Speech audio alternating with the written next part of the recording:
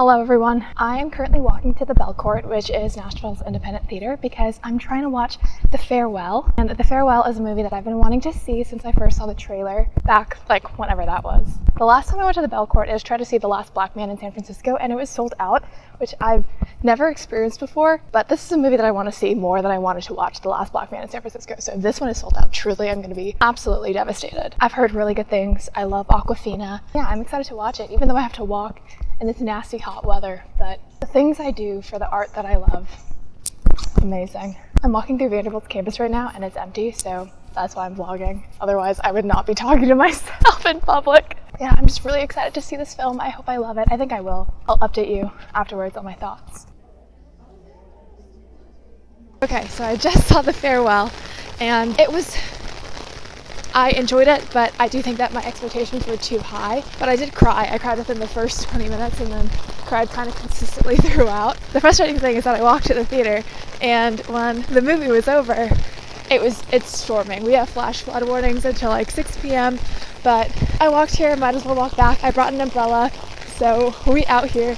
But unfortunately I'm wearing Birks and they're so soaked. And I'm someone who's been really religious during my entire Birkenstock experience of not getting them wet, because you're not supposed to get them wet. And these are quite literally like German puddles beneath my feet. So I'm like Jesus, I'm walking on water. Anywho, I have a lot of different thoughts. I thought it was emotional and really funny at times. I thought Awkwafina killed it as the lead. But yeah, I just need more time, I think, to really solidify how I felt about it. Also, I wore this shirt that says, "You were brainwashed into thinking European features are the epitome of beauty." Every time I wear this shirt, it's only been 2 times, it's new. Every time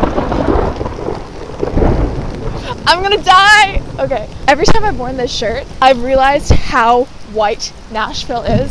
Because literally, I think every single person that I saw in that movie theater, and it was pretty packed, was white. Or white passing at least.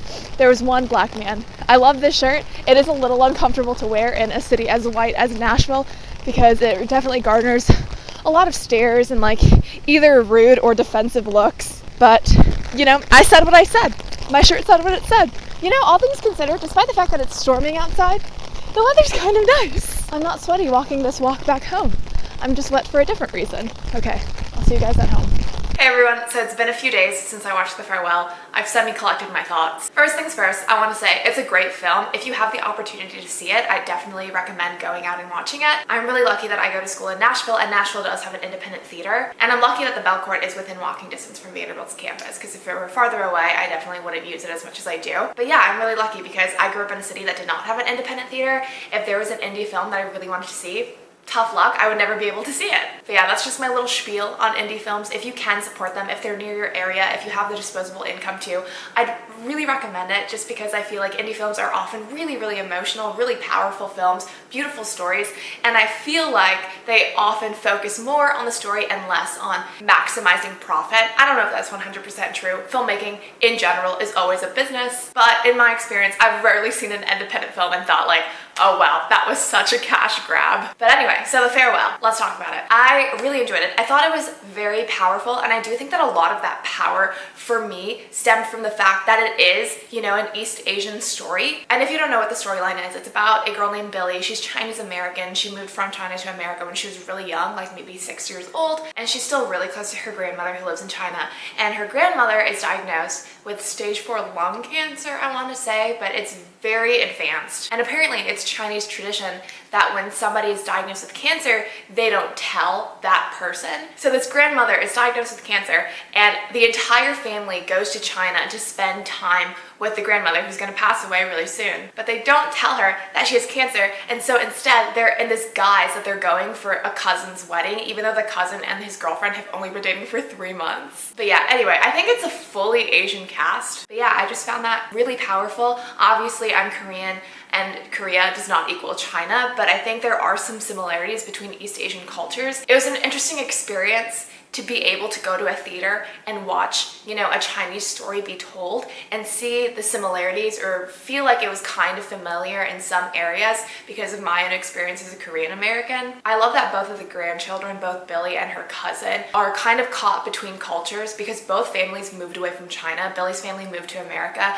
and the cousin's family moved to Japan. So they both have like this cross-cultural background and they both struggle with their Chinese because they speak fluent, you know, English or Japanese. And I thought that was really reflective of, you know, my experience, a lot of people's experience. So I loved seeing that. I think any problems I had with the film were probably because I felt like the plot wasn't structured. It's a very emotion-driven storyline and there isn't a lot of active plotting going on. It's like different plot points would bubble up and then kind of boil down. I think I would have enjoyed more of like a solid 3-act structure, you know, with like climax and falling action. I don't know what the climax of this film was supposed to be, perhaps the wedding, but it was kind of unclear because everything kind of goes at its own pace and its own magnitude. It really is such a free-form kind of film. I thought Awkwafina really, I'm like trying not to get emotional thinking about her performance, but she really killed it. You know, I feel like I've only ever seen Awkwafina associated with her comedic roles,